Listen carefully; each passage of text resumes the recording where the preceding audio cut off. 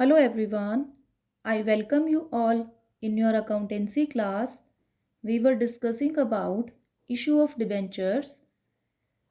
आज हम डिस्कस करेंगे कुछ ऐसी कंडीशंस कि जब हमें डिबेंचर्स को रिडीम करना होता है तो उस टाइम पर जिन भी कंडीशंस पर डिबेंचर्स रिडीम होंगे, क्या उनका इशू में होने वाली एंट्री यानी डिबेंचर्स के इशू होने पर जो हम एंट्री करते हैं उस पर कोई इफेक्ट पड़ेगा। उसी के रिगार्डिंग हम कुछ अकाउंटिंग ट्रीटमेंट आज डिस्कस करेंगे। तो देखो, रिडीम या रिडम्पशन होने का मतलब होता है डिबेंचर्स के केस में कि हमने उनका पैसा वापस कर दिया, कि आपने जितने भी रुपए के डिबेंचर्स पब्लिक को इशू किए थे, अब आपने पब्लिक से वो डिबेंचर्स वापस ले लिए और उनका पैसा उनको लौटा दिया। प्रिंसिपल अमाउंट इशू करते टाइम रिसीव होता है हमें पब्लिक से, जब हम उनको पे बैक कर देते हैं तो वो होता है रिडम्पशन।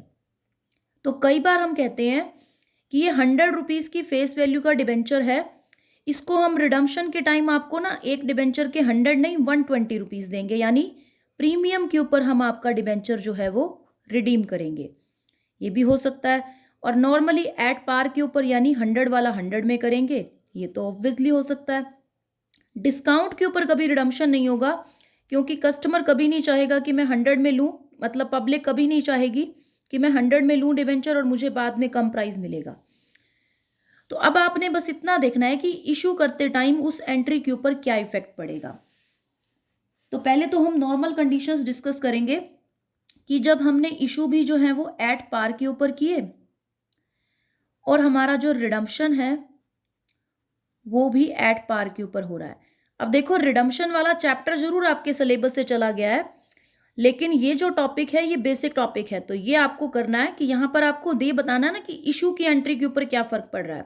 तो इस केस में रिडम्पशन हमें करना है। तो यहाँ आपके पास जो है, आपको बोला कि भाई इशू भी एट पार पर है, रिडम्पशन भी, तो यहाँ हम पास कर देंगे इशू वाली एंट्रीज और यहाँ हम पास कर देंगे रिडम्पशन वाली एंट्रीज और देख लेंगे कि इशू की एंट्री के ऊपर क्या फर्क पड़ता है। तो यहाँ सबसे पहले तो आपको जो है वो बैंक अकाउंट में पेमेंट रिसीव होगी, एक ही बार में पूरे 100 रुपीज़ आपको रिसीव हो जाएंगे।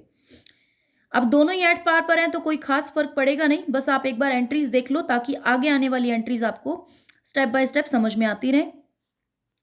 To debentures application and allotment account, जब एक ही बार में मनी रिसीव हो जाती है तो एप्लीकेशन एंड अलॉटमेंट इकट्ठा ले लेते हैं। अब आपने जो है वो इन डिबेंचर्स का जो भी एप्लीकेशन एंड अलॉटमेंट पे आपको इकट्ठे 100 रुपीज़ रिसीव हुए हैं उसको आपने जो है वो ट्रांसफ़र कर देना है डिबेंचर अकाउंट में। अभी एट पार पर था तो सिंपल एंट्रीज जो है वो पास हो गई, अगर प्रीमियम या डिस्काउंट पर होता तो एंट्रीज की बात कुछ और होती। अब यहाँ रिडम्पशन करना है, देखो इशू किए थे तो डिबेंचर अकाउंट क्रेडिट हुआ था, अब रिडीम करने हैं तो डिबेंचर अकाउंट क्या हो जाएगा, डेबिट हो जाएगा। टू, पैसा देना किसको है, डिबेंचर होल्डर को, तो डिबेंचर होल्डर का अकाउंट क्या कर दोगे, क्रेडिट कर दोगे। अब डिबेंचर होल्डर को जो है वो पैसा अभी आपने ड्यू किया है, अब हमें पे करना है, debenture holder account debit to bank account, कि बैंक अकाउंट से हमें जो है वो पेमेंट कर देनी है उनको। ये तो हो गया सिंपल केस आपका। अब हम क्या कर रहे हैं, एक बार हम रिडम्पशन जो है वो एट पार के ऊपर ही लेते जाएंगे। इशू की एंट्री को देखते हैं कि अगर हमने इशू जो है वो डिस्काउंट पर किए या हमने जो है वो इशू प्रीमियम के ऊपर किए, इस तरह से हम बदलेंगे और फिर हम रिडम्पशन वाला केस भी बदल देंगे कि रिडम्पशन प्रीमियम के ऊपर हो रहा है। तो ठीक है, रिडम्पशन हम अभी जो है वो एट पार के ऊपर ही लेंगे और हम ये ले लेते हैं कि हमने जो है वो इशू करते टाइम डिस्काउंट ऑफर किया था, डिबेंचर्स डिस्काउंट पे इशू हो जाते हैं ना, तो सिंपली आपको बैंक अकाउंट में 10 रुपीज़ की बजाय 95 रिसीव हो जाएंगे, अगर 5 रुपीज़ का डिस्काउंट 10 का है तो 90 रिसीव हो जाएंगे, वो तो हमने अजम्पशन फिगर ही लेना है। To debenture application and allotment 95। अब आपको सिंपली जो है वो एप्लीकेशन एंड अलॉटमेंट का जो है वो ट्रांसफ़र कर देना है 95 टू डिबेंचर अकाउंट।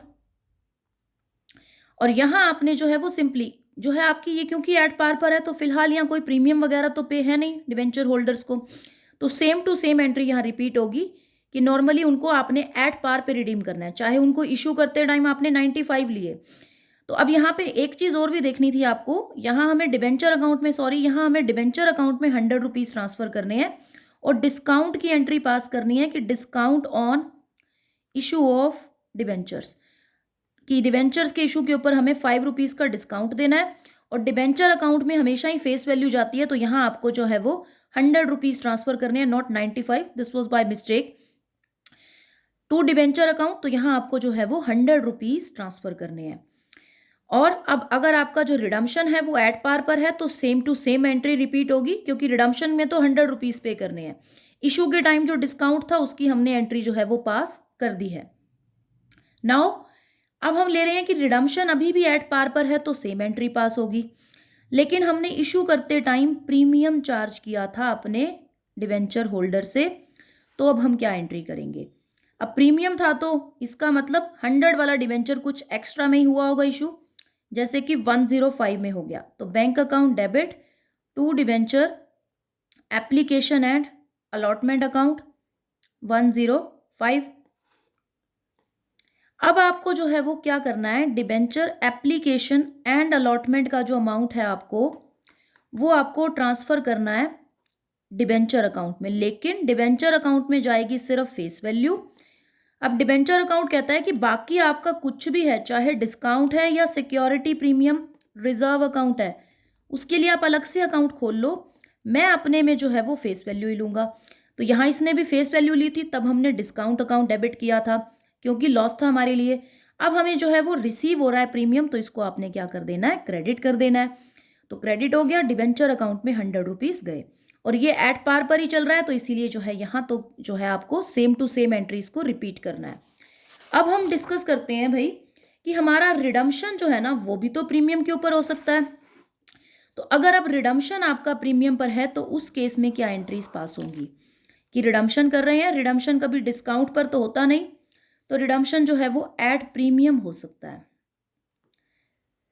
तो जब रिडम्पशन एट प्रीमियम होगा तो यहाँ तो वही 3 केस हो सकते हैं कि या तो एट पार के ऊपर कर दो आप, या फिर जो है वो एट डिस्काउंट कर दो, या फिर आप जो है वो एट प्रीमियम कर दो। ये केसेस आपके जो हैं वो इशू के टाइम बन सकते हैं। रिडम्पशन हमेशा हम प्रीमियम पर करना चाहते हैं, तो जब आप रिडम्पशन देखो प्रीमियम पर करोगे तो आपने जो डिबेंचर होल्डर है उसको कुछ एक्स्ट्रा देना पड़ेगा, लेकिन डिबेंचर अकाउंट में से तो फेस वैल्यू ही माइनस होगी। डिबेंचर होल्डर कहेगा भाई 100 वाला जो डिबेंचर है, डिबेंचर होल्डर कहेगा कि जो 100 वाला डिबेंचर है साथ में मुझे प्रीमियम भी दो, तो डिबेंचर होल्डर को आपने जो है वो 105 देने हैं। तो जो पे करने वाला प्रीमियम है उसको डेबिट करो कि भाई लाइबिलिटी पे ऑफ हो रही है, हमने प्रीमियम पे करना है, तो यहाँ आप लिखोगे premium on redemption of debentures account 5 rupees, debenture account से 100, premium on redemption of debenture account 5 to debenture holder 105। अब डिबेंचर होल्डर को आपने जो है वो पेमेंट करनी है बैंक से, तो आप अपना बैंक अकाउंट से उसको पेमेंट कर दोगे। तो आपकी जो रिडम्पशन के ऊपर प्रीमियम की एंट्री है वो ऑलवेज यही रहेगी, चाहे इशू आप एट पार पर करो, इशू के टाइम डिस्काउंट रखो या इशू के टाइम आप प्रीमियम भी रख दो, बस इशू के टाइम आपने कुछ भी किया हो, आपकी प्रीमियम के ऊपर रिडम्पशन की एंट्री ऑलवेज एंड ऑलवेज ये सेम रहने वाली है। अब फर्क किस पे पड़ता है, इशू जो हम करते हैं ना उस टाइम की एंट्रीज पर, क्योंकि अगर आपने एक्स्ट्रा पे करना है ना तो वो एक्स्ट्रा जो आपने पे करना है वो आपकी लाइबिलिटी है, तो उसको शुरू से ही आपने ये मान के चलना है भी लाइबिलिटी इन द सेंस कि मुझे लॉस होने वाला है, कि मैं फेस वैल्यू 100 है और देऊंगा अपने जो है डिबेंचर होल्डर्स को 105, तो उस लॉस को शुरू से ही कंसीडर करके चलना है। अगर एट पार पर है तो बैंक अकाउंट में जो है वो आपको 100 रुपीज़ रिसीव होंगे, to debenture application and allotment 100 rupees. अब आपने एंट्री करी debenture application and allotment account debit 100 rupees से, तो इसको डेबिट कर दिया। अब आपको जो पता है कि भाई मेरे को रिडम्पशन के टाइम लॉस होगा, तो आपने एंट्री कर देनी है loss on redemption of debenture, जितने रुपए का, यानी 5 रुपीज़ एक्स्ट्रा देने हैं ना हमने डिबेंचर होल्डर को, तो 5 का लॉस है, डेबिट करो टू डिबेंचर अकाउंट, उसमें तो फेस वैल्यू ही जाएगी, और जितना भी आपने प्रीमियम जो है रिडम्पशन के ऊपर लिखा है उस प्रीमियम की एंट्री कर दो to premium on redemption of debentures 5 rupees. ये हो गई आपकी एट पार का केस कि जब हमें जो है वो एट पार का केस जो है वो डिस्कस करना है। यहाँ पर आपने लॉस जो है वो कर दिया, loss on issue of debentures, कि हमें इशू करते टाइम जो है जितना भी लॉस हो रहा है डिबेंचर्स का, और प्रीमियम जो है हम पे करेंगे ऑन रिडम्पशन ऑफ डिबेंचर्स। अब अगर आप डिस्काउंट के ऊपर इशू करते हो, 100 की बजाय आपने जो है वो 95 रुपीज़ में डिबेंचर इशू किया है, तो एक तो ये डिस्काउंट वाला लॉस, प्लस आपने रिडम्पशन के टाइम प्रीमियम पे करना है वो लॉस, तो दो लॉसों को आपने प्लस कर देना है कि मेरे को बैंक अकाउंट में जो पेमेंट रिसीव होगी वो कितनी होगी 95। To debenture application and allotment account 95, debenture application and allotment account debit 95 से। अब मेरे को जो लॉस हो रहा है ऑन इशू ऑफ डिबेंचर्स वो मैं टोटल कर दूंगी कि एक तो 5 रुपीज़ का प्रीमियम देने से लॉस है जो मैं रिडम्पशन के टाइम दे रही हूँ, एक मैंने डिस्काउंट दे दिया तो टोटल लॉस मुझे 10 रुपीज़ का है। To debenture account, debenture account में 100 रुपीज़ डालूंगी। टू, जितना प्रीमियम मैंने पे करना है वो प्रीमियम की एंट्री कर देंगे, premium on redemption of debentures. तो 5 रुपीज़ का प्रीमियम देना है तो 5 रुपीज़ के प्रीमियम की एंट्री आप डाल दोगे। अब ये ध्यान में रख के चलना है कि डेबिट की एंट्रीज का टोटल और क्रेडिट की एंट्री का टोटल सेम आना चाहिए। डिबेंचर अकाउंट में फेस वैल्यू गई, जो प्रीमियम पे करना था रिडम्पशन ऑफ डिबेंचर्स पे उस प्रीमियम को क्रेडिट किया, और यहाँ पे डिस्काउंट प्लस जो आपको लॉस ये वाला होने वाला है कि रिडम्पशन पे प्रीमियम दोगे, दोनों को प्लस करके इकट्ठे 10 रुपीज़ से आपने डेबिट कर दिया।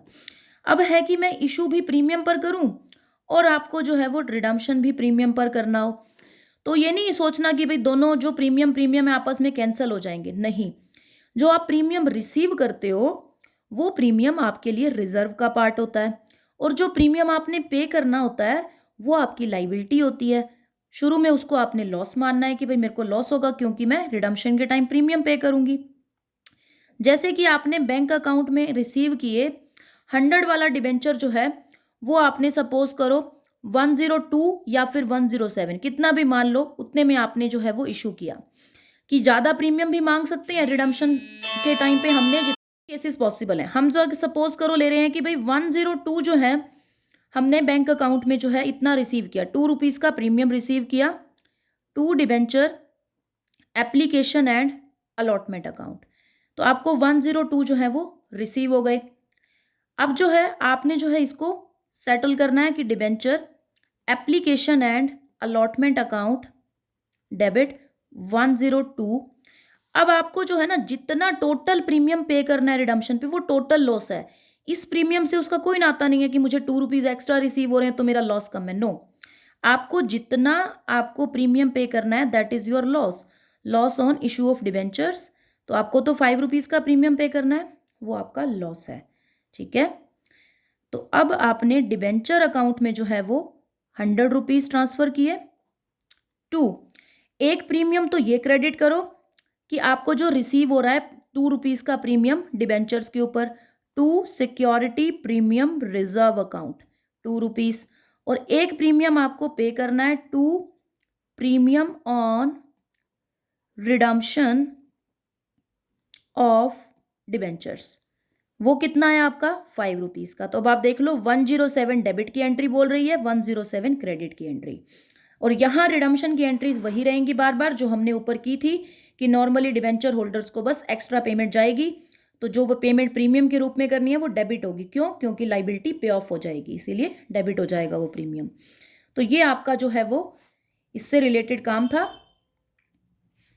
रिलेटेड आपको जो है वो सम्स को प्रैक्टिस करना है अच्छे से, जितने भी न्यूमेरिकल्स हैं इससे रिलेटेड उनको आप प्रैक्टिस करेंगे।